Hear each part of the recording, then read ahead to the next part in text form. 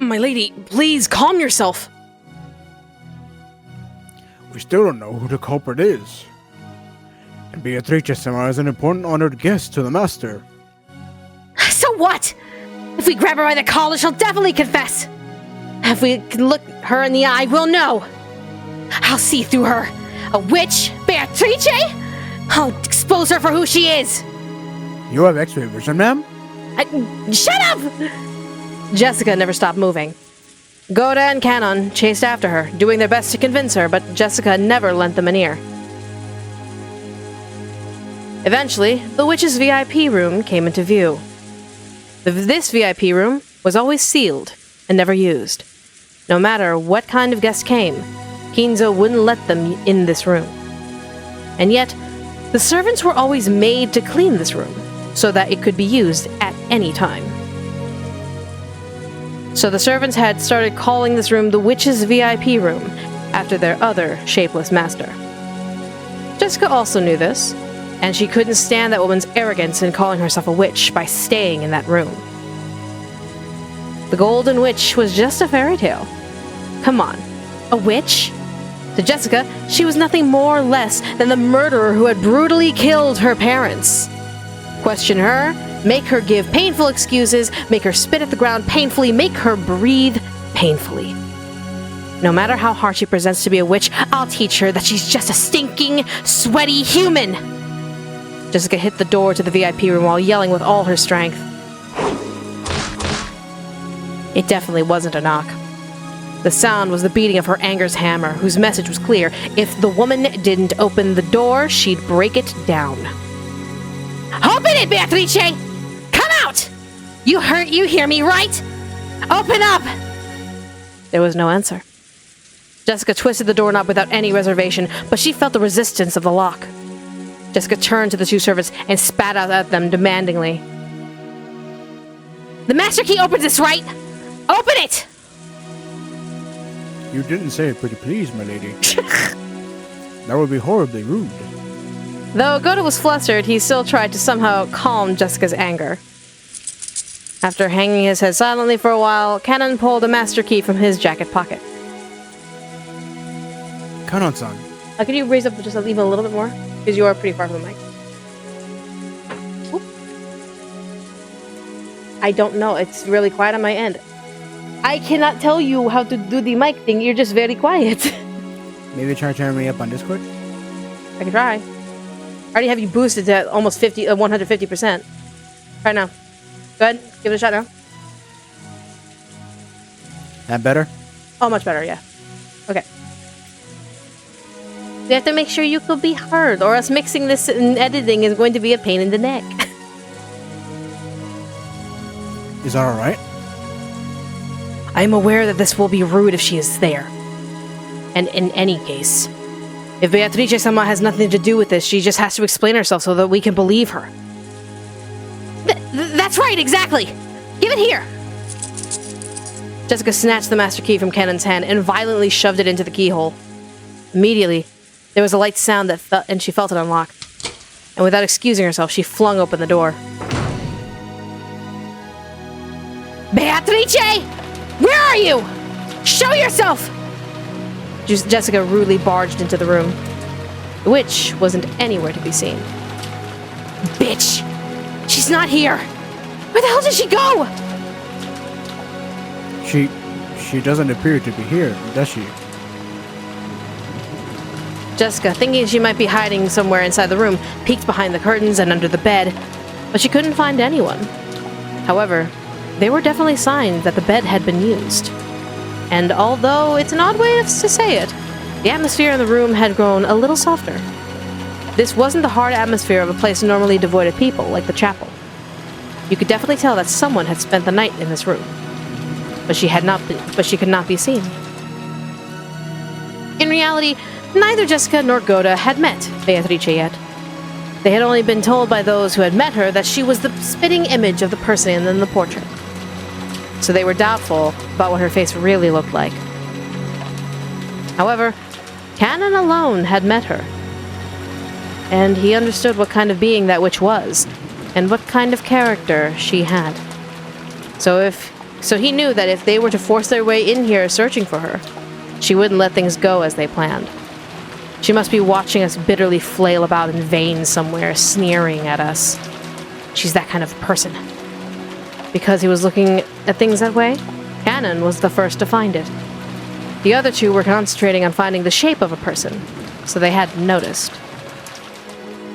Near a water jug on the side table, there was a single sheet of writing paper. It was accompanied by a short message in a fountain pen, which had probably been used to write it. Cannon understood the witch. The witch would definitely ridicule them, as they found 6 corpses, forced their way in here in a rage, and were unable to find her. Ridicule was no meaning unless it is communicated. So in other words, this was definitely that. M'lady, there's something written here. Written? What? Jessica quickly dashed over and violently stole the piece of paper. She probably wasn't trying to be violent. She just couldn't control her strength now. What? She's mocking me?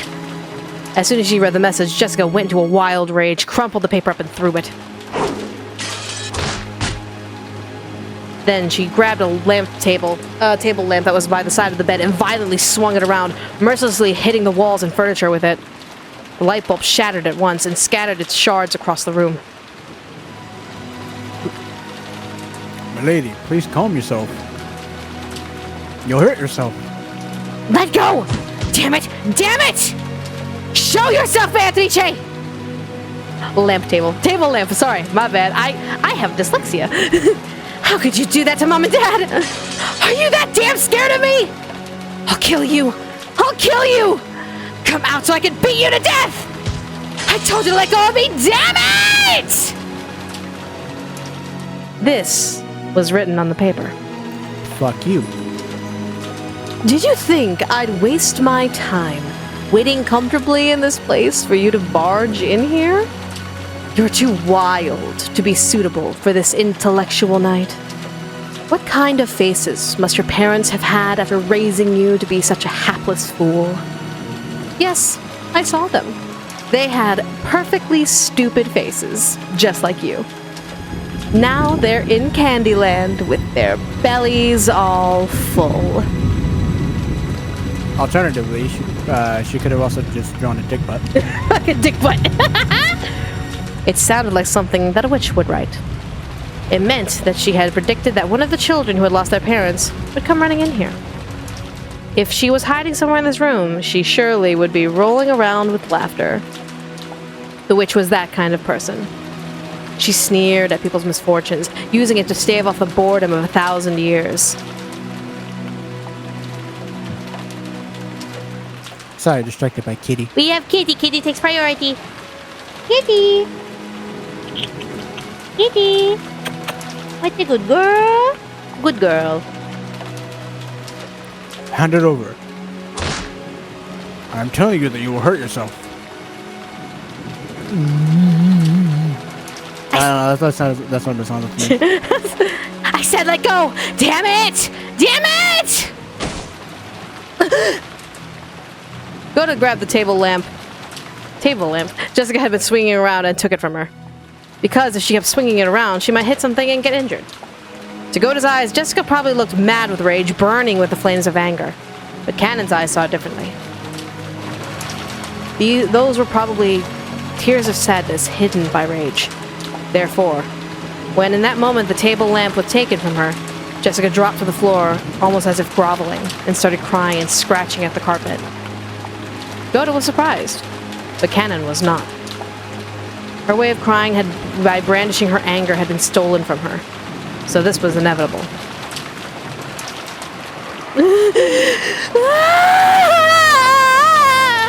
Mom! Dad!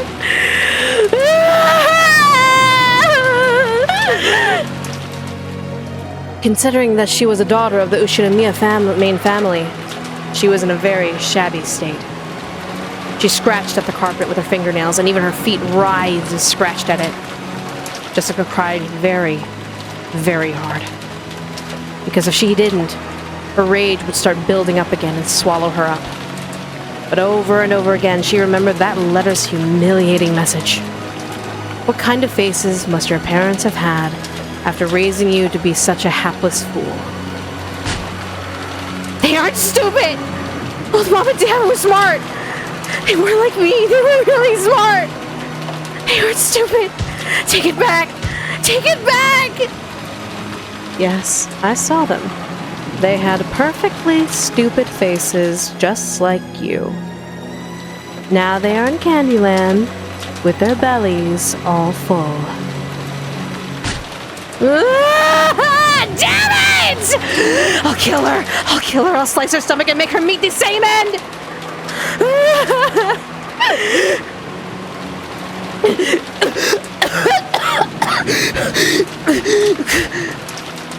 As Jessica cried and screamed, she triggered an asthma attack. The servants watching over her ran up to her hurriedly and rubbed her back. That only provoked Jessica's wrath. Help! If you had time to do that, search for that bitch! Find her and bring her to me! If you won't go, then I will! And I'll kill her with my own hands! I'll slice her stomach!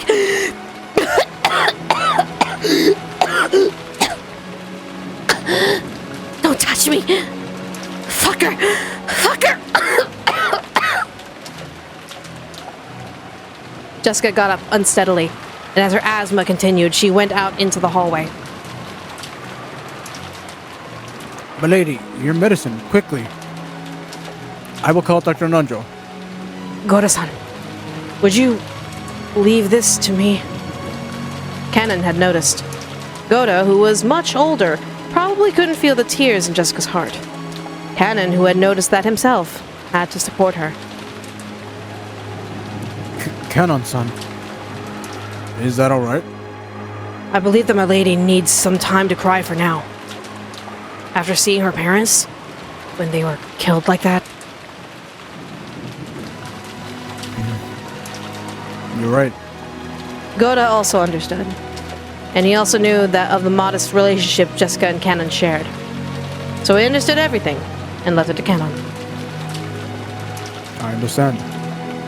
I will go back to Rosa-sama. Please, take care of my lady. Yes. Leave it to me. Canon's voice was frail, but he nodded forcefully. After looking at his eyes, Goda also nodded forcefully.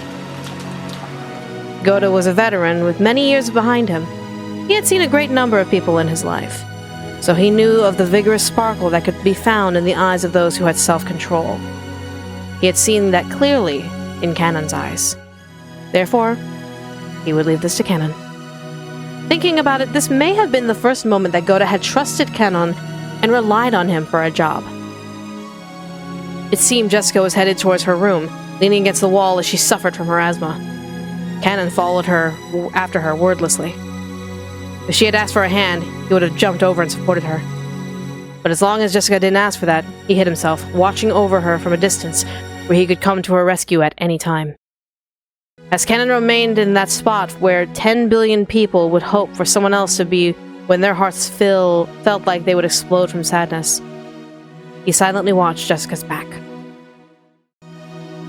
Then finally, she was crouching in front of the door to her own room. The asthma attack had stolen all her strength, and her thoughts had gone hazy from lack of oxygen, so that she could no longer stand up. But right now, Jessica wasn't thinking that she wanted someone to lend a hand, because she still hadn't been able to overcome the flames of anger.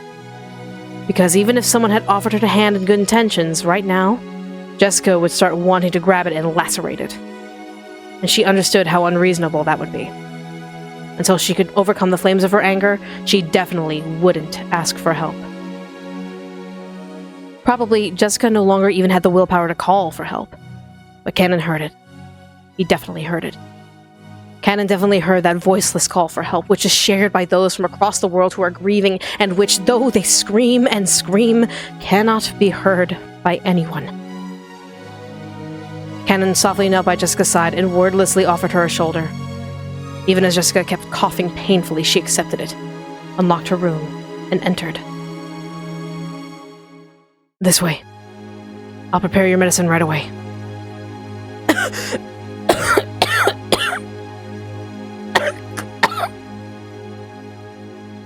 Jessica had often said that when she let her asthma run its course, it hurt so badly that it felt like she would vomit her whole stomach.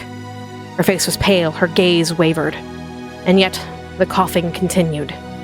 Even so, her sadness was probably even stronger. After having her sit on the bed, Cannon took the inhaler from a cute basket on the side of the side table by the bed and handed it to her. Jessica sometimes forgot to walk around with her medicine. When it seemed that this was the case, Cannon would take notice and secretly carry around the inhaler for the first aid kit in the servant room, but he hadn't done so today. He scolded himself, as though wondering how, after failing to bring it with him on the day like this, he could call himself furniture. Then he remembered the day when he had spoken that word, and somehow betrayed Jessica's feelings, which jarred Cannon's heart. But compared to Jessica's current sadness, he thought of that as a far more shameless emotion, and he suppressed it to the depths of his heart.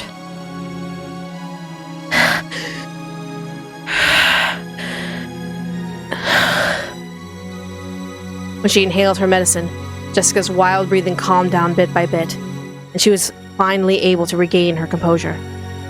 But the strength and willpower she had lost wouldn't allow her to rise up from the bed.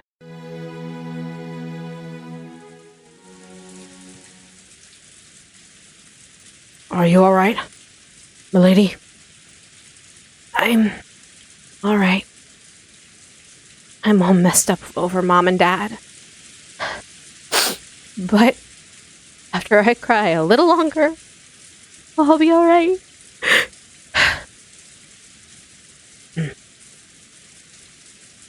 Cannon regretted misspeaking. He had said, "Are you alright?" to her. Was he really unable to notice the pain in her heart? This is why he was, ultimately, mere furniture. This is why he couldn't become human. I'll be in the corridor. If you need anything, please call me immediately. Cannon understood that she still needed some time to cry alone. He told her to call him at any time, bowed, and made to leave the room.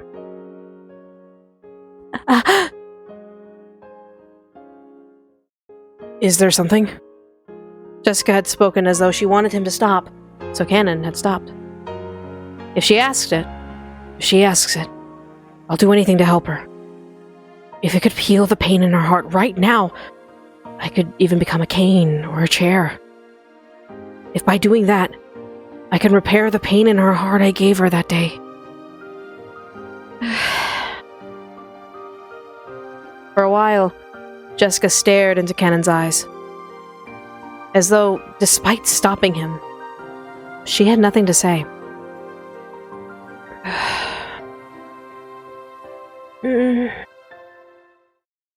For a while, neither spoke. Jessica broke that silence with a small voice. Sorry. It's nothing. Could you tell Auntie Rosa that I want to be alone for a while? I won't let you be alone. Huh? I won't let you be alone. So I'll be in the corridor. At any time, call me. For just an instant, it looked like some kind of hope flew into Jessica's eyes. But it was very faint, and disappeared like the first snow does on the surface of a river. Thanks. For just a while, let me cry alone? Yes. Excuse me. Cannon bowed once again, and closed the door. Do I play Silent Judgment? I do not, but Bryan does. My husband does. He thought he had said something to give her courage. But for some reason, it felt like that it actually hurt her. Why? He didn't know. Surely that was because he was furniture. So even now, he couldn't grasp human sadness. As Cannon repeatedly questioned himself, he walked down the corridor. He felt like the window at the end was coolly calling to him. In the end, Am I nothing more than furniture after all? It was still pouring outside. A dark, gray world. Even on days like this, Shannon would surely look at the ocean and know it was blue. But to my eyes, even if it cleared up, I would only see gray. For as long as I cannot tell the blueness of the ocean, I am nothing but furniture imitating a person. You really don't understand a woman's heart. In times like that, you should silently remain by her side. That's why you're furniture. You... There shouldn't have been a trace of anyone in this corridor. It had been empty and cold. But those scoffing words approached Cannon from behind. When he turned around, he saw that witch. That witch who hadn't shown herself when Jessica had searched for her with a rage bordering on madness, who had left that sneering letter to toy with her. There are 3 ways to hurt a woman. Let me teach them, just for you. 1 is to hurt them with a knife. Another is to hurt them in their heart. And the last one is the most difficult and the most effective way of hurting them. And yet, it can hurt them without you even realizing it. Do you know what it is? How could I know? I don't even want to know! It's to betray their hopes. No living being is more of a dreamer than a woman. They dream by themselves and hurt by themselves. A distant man like you hurts women the most. You couldn't understand. You don't have a clue how much you have injured Jessica. Because you're furniture.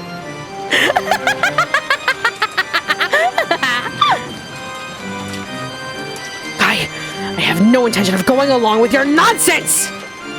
Do you appear only to sneer at me? Don't be so full of yourself, furniture. You aren't worth sneering at. Still, even though you may not be worth it alone, if the 2 of you are gathered, that's more than enough. I never get tired of the pleasure that comes from laughing at the fate of a young couple. What did you say? You weren't thinking. Not milady. I need 2 who are close as sacrifices for the second night. For the second twilight. The 2 of you truly are convenient. Wait, don't misunderstand. Milady and I don't have that kind of relationship. We can't become the sacrifices for the second twilight.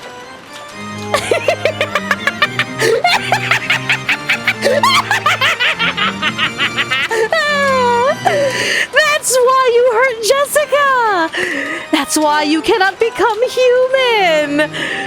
Very well then. If you won't admit that you have feelings for Jessica, I can accept that. But I'll kill Jessica. Why? You idiots! Isn't it obvious? It'll be fun to kill her and see the pained look on your face. Why else? Following the rules of the ritual, I will arbitrarily select 13 people as sacrifices. However, there's no rule saying I can't kill anymore. If I think it's fun, I can kill any number of people. So I will kill. And make me laugh as hard as I can, alright? Furniture cannon! At that moment, Cannon definitely heard Jessica scream. The instant he blinked and looked down the corridor, the witch who had been there making a perfectly ordinary face until a second ago had disappeared. What the fuck is up with that chanting? Right now, it was just him standing alone in the corridor. And the person he wanted to protect was asking for help and was right over there. It was obvious what he should do. It wasn't logical. It was an electric reaction. Without a trace of hesitation or idle thoughts. The person he wanted to protect was there and asking for help. So, in that moment, he genuinely felt that he wanted to be that person who was there with her.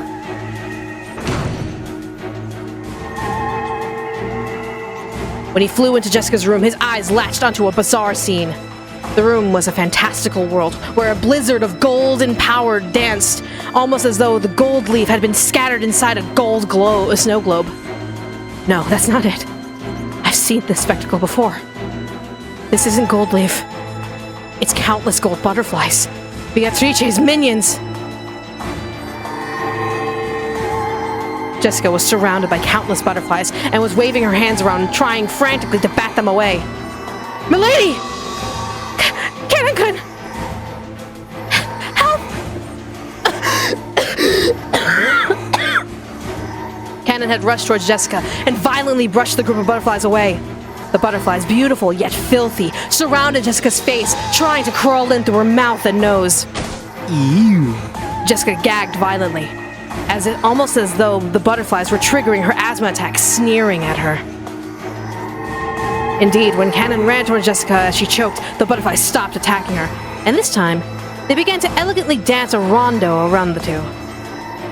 Can this be a rondo of blood? Rondo of blood? Canon-kun! It's alright.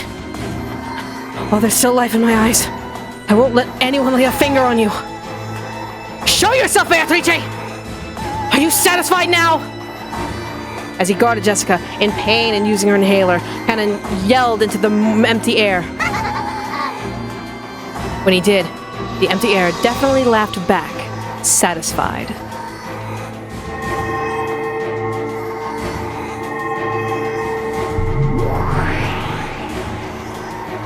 Then, she showed herself. It wasn't in response to Canon's demand.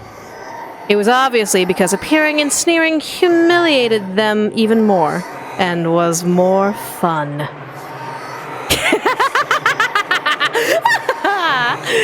Now everything follows the plot! Now you are carp on the chopping board! Can I get tuna instead? No. Fuck. No, since the two of you are together, should I call it duck with green onions?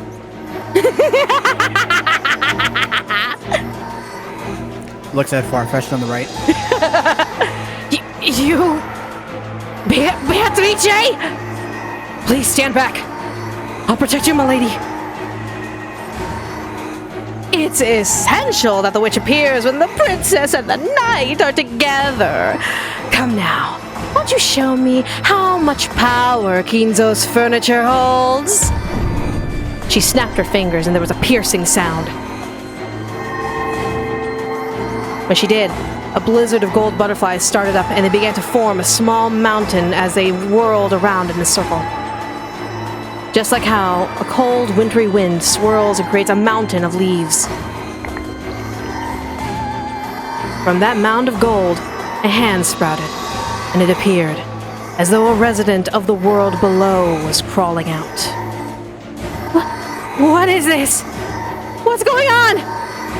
Jessica couldn't comprehend what she was seeing right now, and her mouth kept flapping open and closed.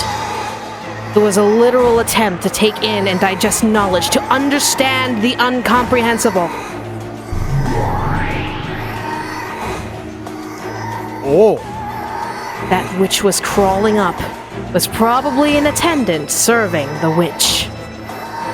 It appeared to be wearing a uniform following the pattern of those who serve, but its face was different.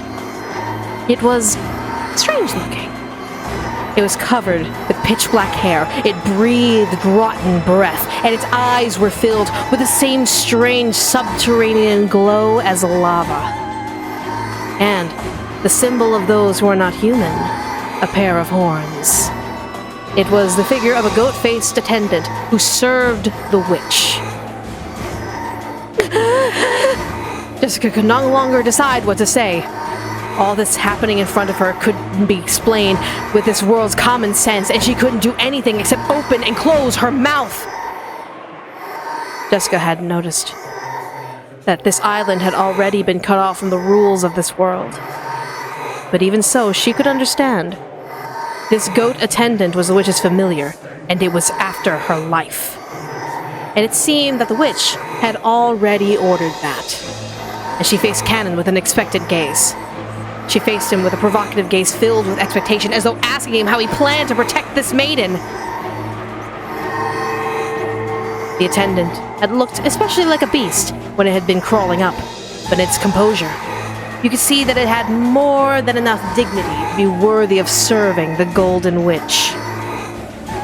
And you could tell that it was overflowing with the joy of furniture wanting to meet its master's expectations. Why don't you show me the power of Kinzo's furniture? Don't get it wrong again. Understand? Don't forget that you're furniture.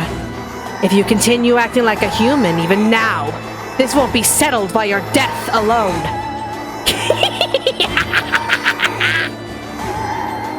The goat attendant made a gesture that seemed to be a silent bow. What was that in response to its master, or was it offered to the opposing canon? Then, on the attendant's hand, a blade of wicked malice appeared.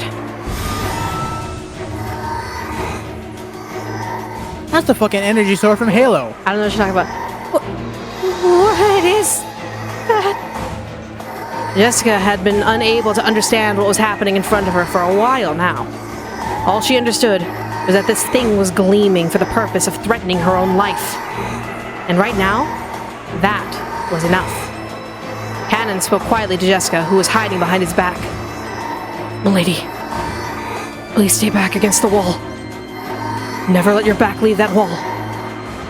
What?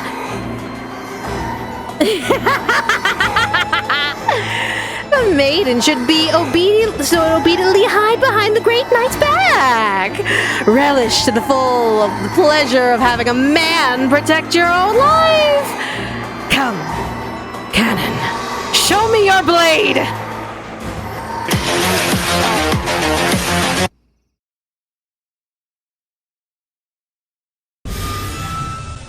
The fuck? Beautiful. At least when it comes to giving birth to furniture, Kenzo might reach up to my feet. Explain? Something like this can't even be used to trim the roses. Don't fucking ignore me. Canon-kun! What is... I didn't want to show you. So you had the courage to draw your blade. How does it feel to have exposed the fact that you are a subhuman in front of the girl you have feelings for? Shut up. So you feign composure even though you're really burning with wrath. I see. They say that truly hot flames burn a cool blue. Explain. No. Magic. Duh. Hello, that's the whole point of this whole thing. Magic or logic, which one is it? Hello, good morning. Is that how you are now? There's no way I can kill you with my powers. You are the moon. There's no way I could smash the moon by throwing a rock. Well, duh, just do what Piccolo did and fire a laser blast at it. However, in order to manifest yourself, you had to reflect your image on the surface of the water. If you throw a rock on the surface of the water, you might be able to disturb the moon for some time. But that doesn't mean the moon has to be smashed. So, until this life of mine is over, I'll keep striking on your reflection! I like it, Canon. Begin, furniture!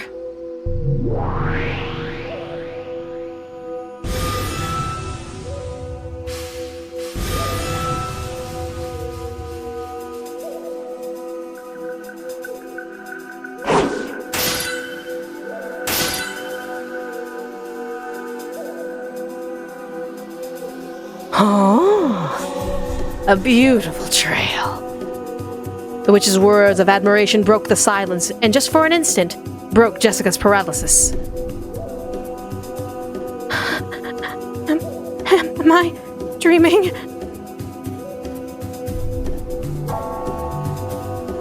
Come, furniture of the witch. You're not gonna. Whoever's doing that music, knock it off! No. I'll beat you down to hell where you came from.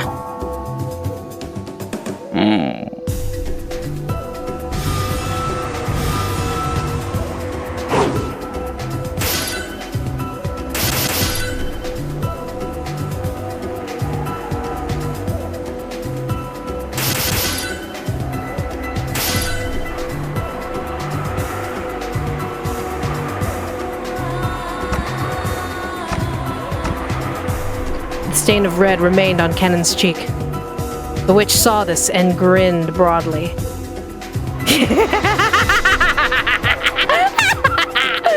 You may mutter excuses about not being on your game if you wish.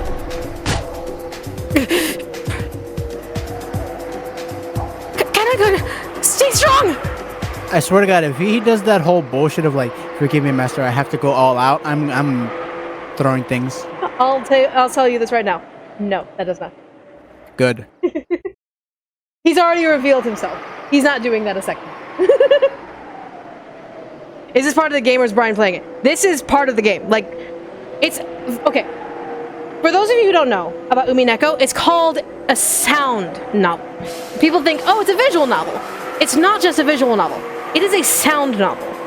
It is specifically, in its original form, designed with sound in mind. So all of those sounds that you hear of the combat, the fighting, and all this stuff were specifically designed to emulate and let you all know what is happening through sound. And also sounds like this. Yeah, like that. So, because of the updates here, we now have also visual effects to kind of show that, yeah, there's a fight happening. So, yeah. It's alright. I won't die yet. He's gonna fucking die.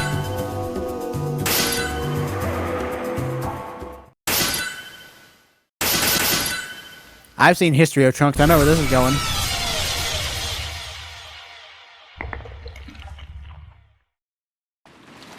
Are you fucking kidding me? You just fucking dissolve like dipping dots. What the hell?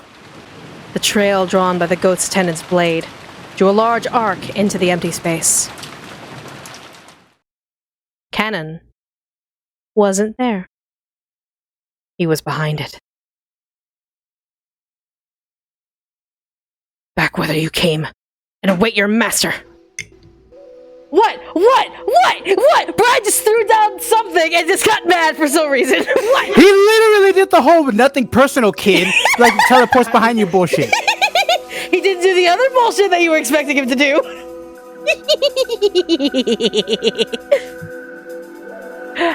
Is that how the characters die? Thanos snapping? Totally. Die.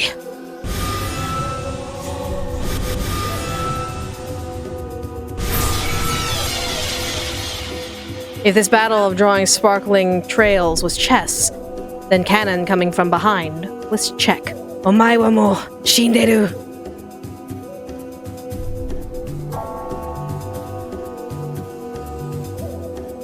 Nani? And press, and press, and press, and press. And mate in 7. Had the goat attendant not even been given the right to go into the death throes? As its knees buckled and it fell over, it crumbled softly into a bunch of gold butterflies.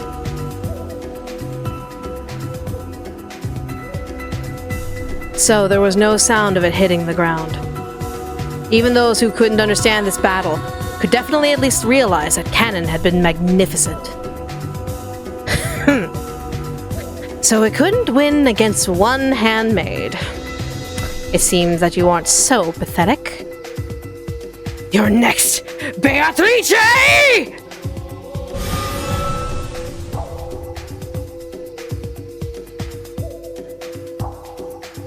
Cannon's blade sliced diagonally through the witch's form like a hot knife through butter, and in that instant she burst into gold and scattered. She scattered into several thousand gold butterflies, and just for an instant, the room was filled with the color of twilight. It was just Cannon himself had said. Attempting to slice Beatrice was just the same as slicing the surface of the water where the moon was reflected. The witch's form was there, with an ordinary expression on her face, as though she had been there the whole time. Behind Cannon.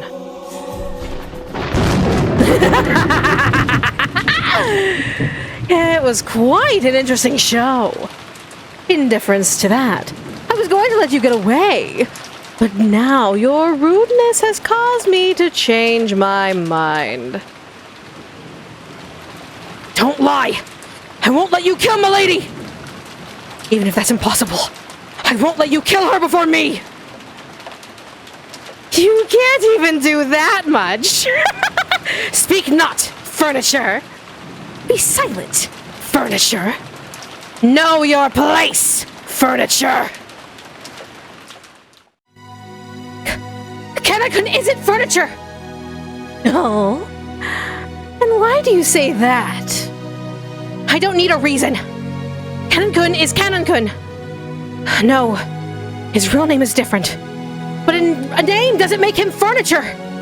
Kanakun has his own way of living. I mean, technically, furniture has names. It's a very noble thing, and it's up to him to decide. Saying that he can't have an opinion because he's furniture, or can't have his own life because he's furniture, that's all just crap! Milady, you mustn't provoke her. No! Yeah, you don't even have your tank stance on. Right? I'm going to say this clearly. Tank stance on! Just have the tank stance sound effect. Kanakun isn't furniture. Sorry, ears itching. Kanakun isn't furniture. He's human. Why? Kanakun rushed to save me of his own will. And he stood in the path of you, a fearsome witch. Even though he had many chances to just abandon me, he didn't. Self-sacrifice is part of the noble spirit that only humans have. So Kanakun is human. So take it back. Don't ever call Kanakun furniture again. Lady.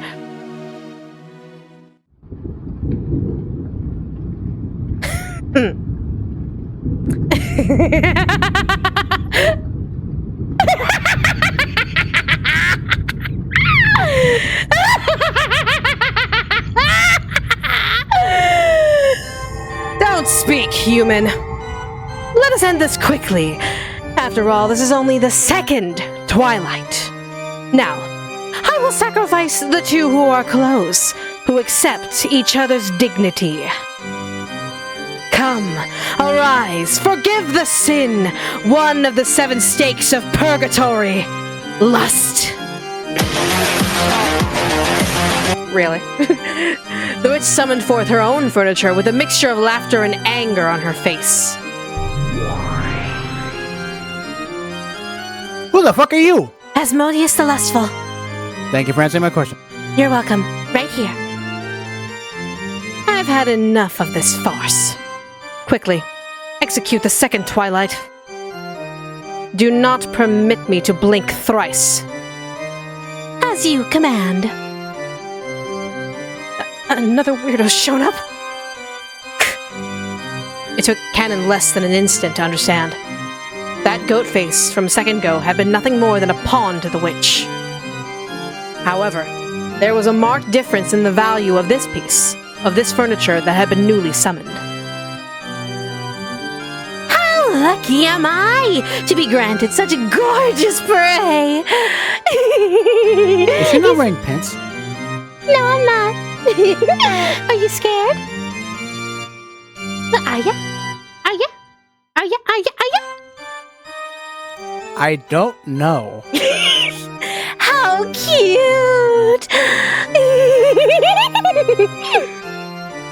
Come, furniture of the witch. Who the fuck keeps doing that? I don't know.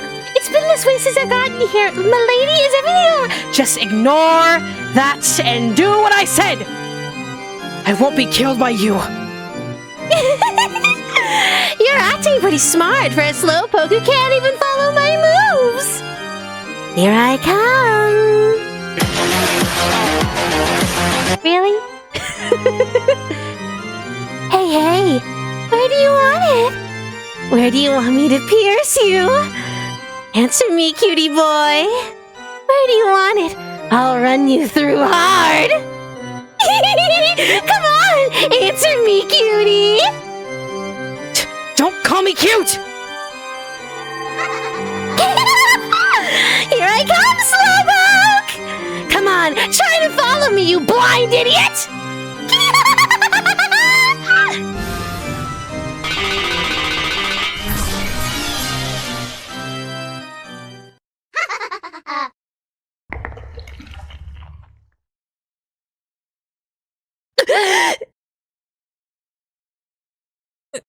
Milady!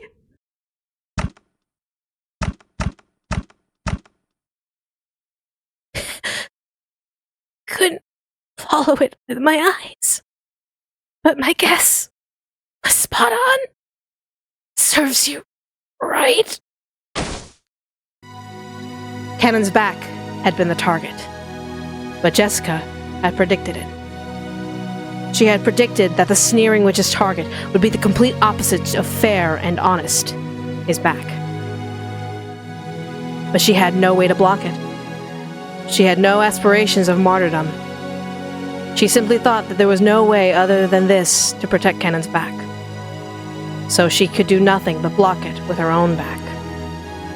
The furniture of the witch, which had changed its form into a demon's stake, was stuck deep into Jessica's back.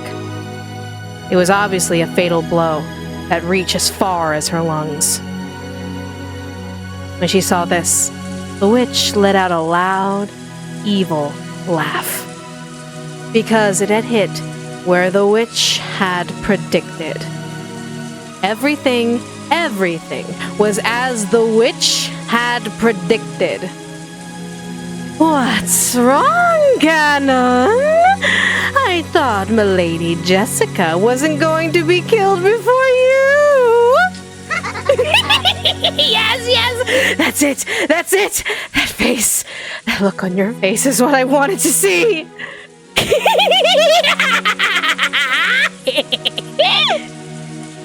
This has been fun. More than enough of it.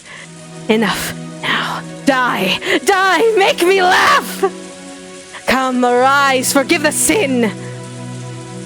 One of the 7 stakes of purgatory, wrath. Satan, the wrathful, right here. This prey is yours. Eat him right now, and close the curtain on his stage. Giggity. If you were a human, I'd say it's time for you to step down. But since you're furniture, maybe I should say it's time for the stage manager to carry you behind the stage. I am not furniture anymore. I won't doubt that again. Little too late there, don't you think? Oh?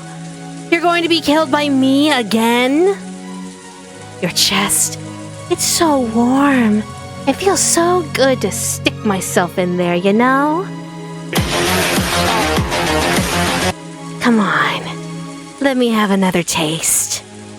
Make me feel real good with that hot, fresh blood in that worn chest of yours.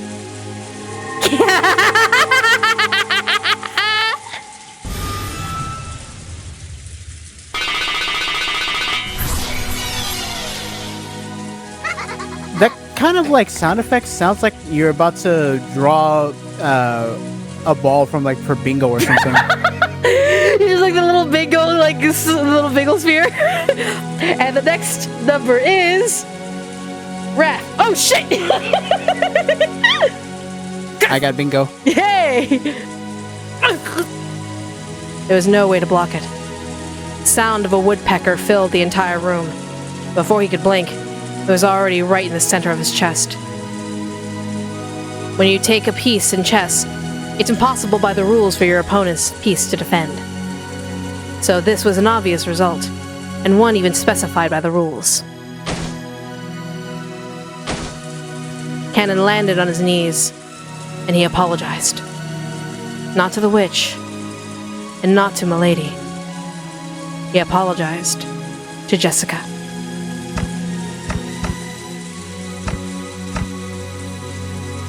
Sorry. I couldn't protect you. Don't worry about it. You were really cool. Canon finally fell over. He landed next to Jessica, and the two lay there like Gemini. You know, Pennon, you weren't furniture anymore.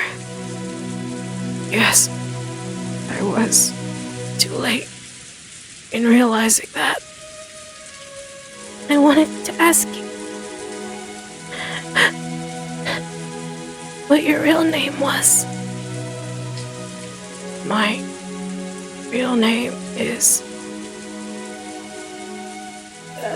And we won't find out till the end of the game.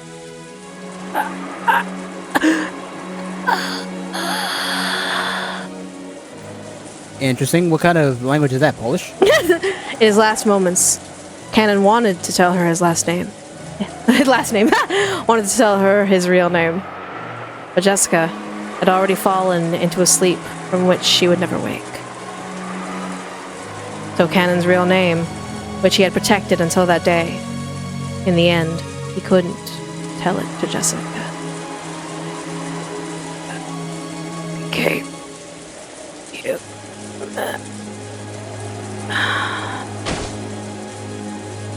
Those were the last words Canon left behind. His name is... There you go. Man, his parents must have hated him. No wonder he decided to become canon. Right?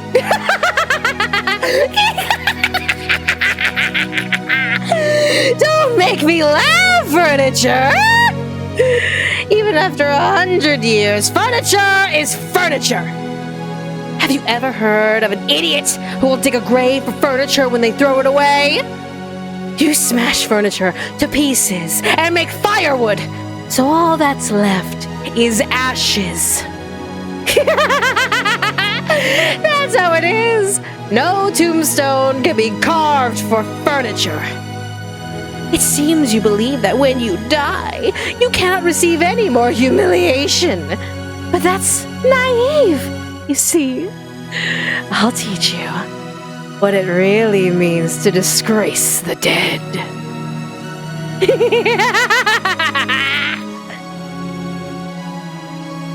After taking a puff from her pipe, the witch breathed the smoke at Canon's corpse. When she did, Canon's corpse softly floated up into the air and disappeared as though it had been eaten by a mouth in empty space. The witch played dirty until the very end. The two had understood one another in their last moments. She would not even permit their corpses to be close. If someone had been watching, they would probably mourn that this was indeed a disgrace to the dead. However, Beatrice was far, far crueler. That would become immediately apparent